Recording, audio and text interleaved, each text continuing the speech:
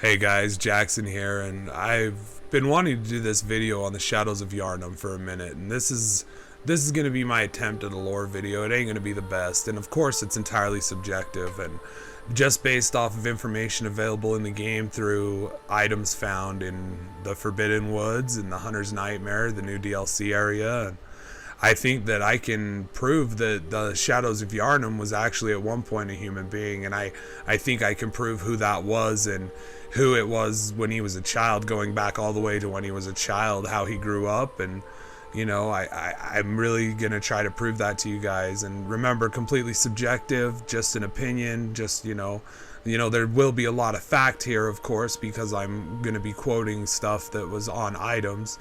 And like most of the stories in Bloodborne, this one can also trace its roots back to Byrgenwerth and the Chalice dungeons.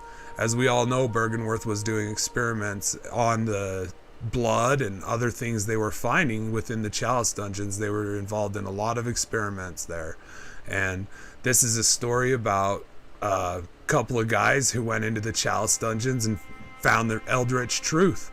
And this is also a story about who one of those people were, the hunter was, before he discovered the Eldritch truth and became, you know, who I believe is the Shadows of Yharnam. And I hope you guys get a kick out of this video, man. And like I said, this is based off of a lot of the new stuff in the new DLC. So that's where my theory is going to get started. And I hope you guys enjoy this video. Like I said, entirely subjective, so just keep that in mind. And here we go. Alright, so in the Hunter's Nightmare, which is, according to the item that gets us there, the location of all blood-drunk hunters, of all hunters that have gone mad and with the bloodlust, right? They end up in the Hunter's Nightmare. And we find this gear in here, back in this corner, on what looks to be just a regular hunter. But we find this gear, and it tells us a story about a couple of new characters known as the Madaras twins.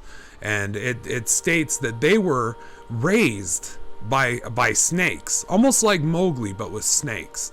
And they grew to have a kinship with this snake. Kinship to me means like almost family. The poisonous snake. Eventually they learned human ways. They learned human ways and became hunters. That's weird to me.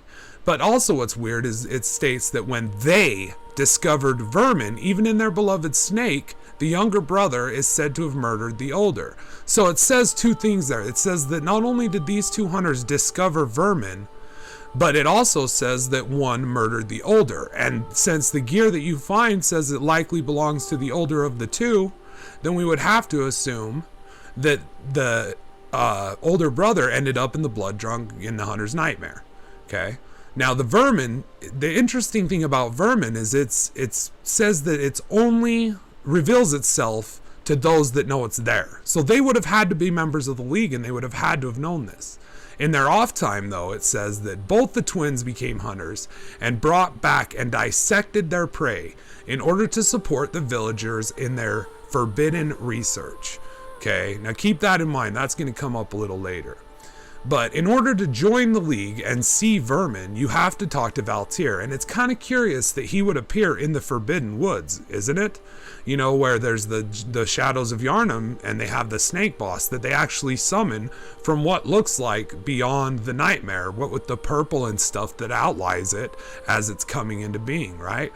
So you meet him, Valtyr, in the Forbidden Woods, right before it, on the way to the Shadows of Yharnam, in the shortcut to the Shadows of Yharnam, you meet this guy, and he tells you about the vermin. And when you get the impurity rune and you read it, it states that only those who decide to see vermin can see vermin, but they are provided with boundless purpose, meaning, you know, they will never run out of work, pretty much, because it seems to be that vermin's everywhere.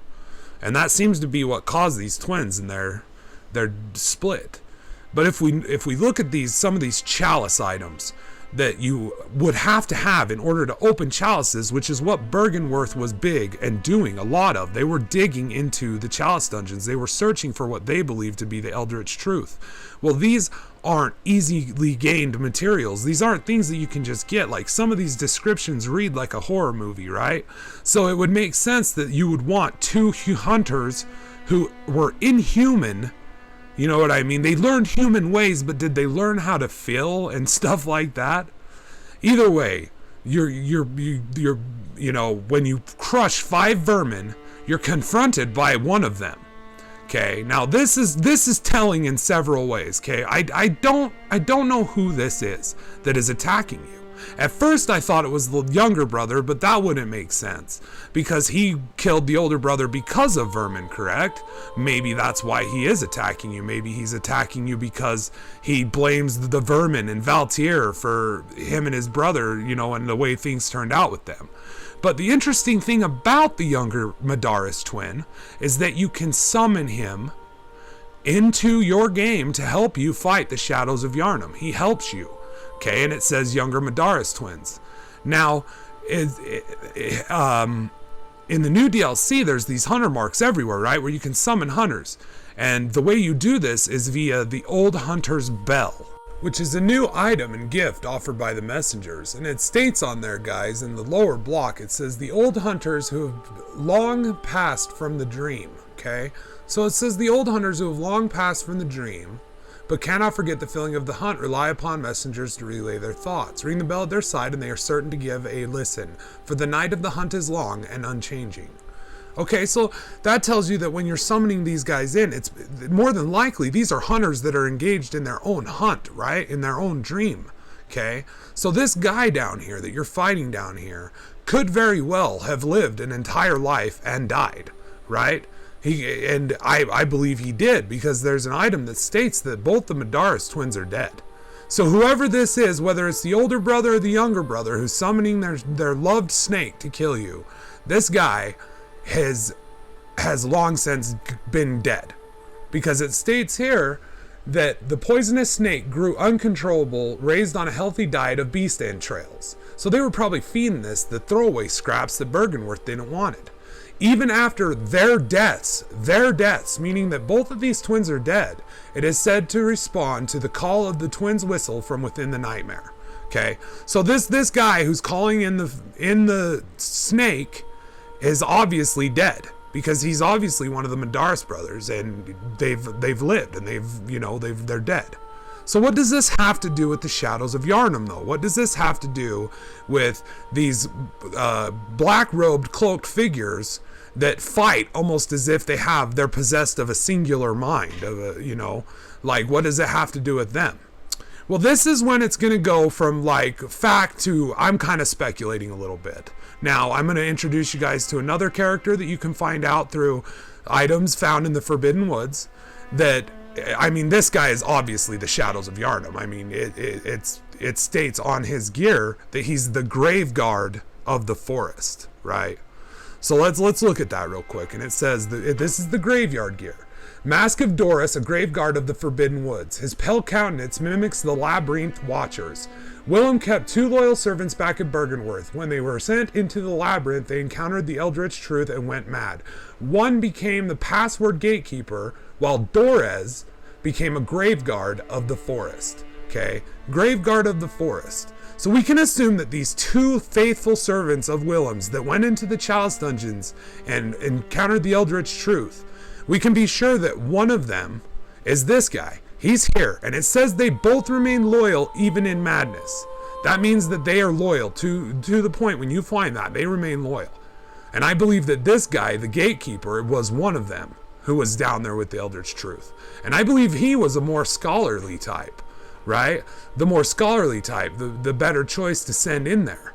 And I believe that Doris is the Shadows of Yharnam. I believe that Doris went down in there as a hunter, to play the role of hunter, to play the role of beast killer. And I believe that it was none other than the younger Madaras twin. I believe that Doris and the younger Madaras twin are the same person, and that it is Doris Madaras, and he is Shadows of Yharnam. Now, how is he able to accomplish this? Because Doris is clearly the grave guard, and the Shadows of Yharnam are guarding this grave. So how did they become the Shadows of Yharnam? You know, how did they evolve into that? Well, if we look over here at Doris's Graveguard robe, it says countless bloodied ritual tools hang from its back. Okay, so this thing is just covered in the tools necessary to rip things apart and experiment with them and do rituals, which we already know that rituals created the nightmares, right? And we know that the Madaras twin snake calls out from within the nightmare. Okay, we know that they were experienced and skilled in the cutting and torturing. You know, who knows what went down in Bergenworth. But we knew that this hunter was possibly a dream hunter, and who would Willem better place and trust as the grave guard of the Forbidden Woods than someone who had survived the night and escaped the dream, right? And you know, this guy would have worked with Willem. He would have worked with Willem and to go into the tombs, and he would have been familiar with them already, because as a hunter, it is stated that that's where they go to gain communion, right? So if that's the case, then who's to say that this guy didn't go down there with him, discover the Eldritch truth, and later through the practicing of many rituals and many different experiments, he was able to split himself. Who knows, maybe even become one with the snake. Maybe he gave in to the vermin that was, you know, the cause of him killing his brother. What if his brother wasn't bad? What if the younger Madaras twin, who was the hunter of the dream, was a bad dream guy? You know, like, they don't care about morals there. What if he was the kind of guy that was he found out the snake had the vermin in it, his brother may have wanted to kill it, and what if he said no? You know, what if he attacked his brother and killed his own brother to save the snake, and then later took the snake with him into the nightmare? As it's stated, they're both dead, so he's dead at this point. And I think he died when we killed the Shadows of Yharnam, man. I think the Shadow of Yharnam was him, and I think that was a moniker. I think that was a moniker for him, as, you know, Willem would say, in those dire circumstances when they needed a top-notch hunter to go deal with it. He would say, get the Shadow of Yharnam. Have the Shadow of Yharnam handle it. All right? And we're seeing the Shadow of Yharnam. We're seeing Doris Madaras years after he was a dream hunter, years after he had awoken, and this is the end of his life and what he decided to become. And I believe that he decided to become the Graveguard of the Forest for Willem, and through these untidy rituals and forbidden rituals, he has been able to become what he is. I believe he exists in the nightmare, much like Michael Ash does. And I think that that's why when you fight him there, he's much weaker than he is here. Notice that when you fight these things here, he's incredibly strong. Okay? Now, another possibility could be that Doris was killed by the snake, and that the snake has now become the Graveguard of the Forest, right? And that the snake, who they fed all this blood of these beasts, so he was just getting a cocktail of, you know, this blood and, you know, just the blood, all of it, all the time. And it's peculiar that the Madaras whistle you have a requirement of blood tinge to use. So who knows, maybe these guys they could also quite possibly be the snake, and he's just, you know, become so powerful that he was able to kill Doris and take over as, you know, in his place. But who knows, man. I do know that Doris is the Graveguard. It states that on that. So at some capacity, Doris was the Graveguard. I know that the Madaras, the younger twin, was a dream hunter.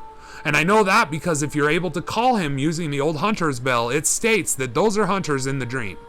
That though the dream has ended, okay, now I believe that was a different version of him that you summoned there. That was a different version of Doris Madaras. That was the younger version of him before whatever happened in the catacombs, before he encountered the Eldritch truth, okay? And on the Graveguard gear, don't forget on that Graveguard headpiece, it says that it resembles the Labyrinth Watchers. So whoever Doris was so fascinated by the Watchers that he mimicked their countenance. Or maybe he found a way to become like them. And maybe that's how he's able to become the Shadow of Yharnam. And split himself and, you know, control so many different variations of himself. Maybe he's like some weird freaky deaky Voldemort. You know what I mean? Where he's got pieces of himself stashed. I don't know. I know that the version you fight of him in the Forbidden Woods is much stronger than in the Nightmare of Menzies. And that tells me that that's where his power lies. And if that's where the Madaras twins are from, and that's where the Madaras' snake is from, then reason stands that they're related in some way. Anyway, guys, let me know what you thought. Like I said, entirely subjective. Let me know what you guys thought in the comments, or by up-clicking or down-clicking, whatever you feel like. And I'll talk to you all later.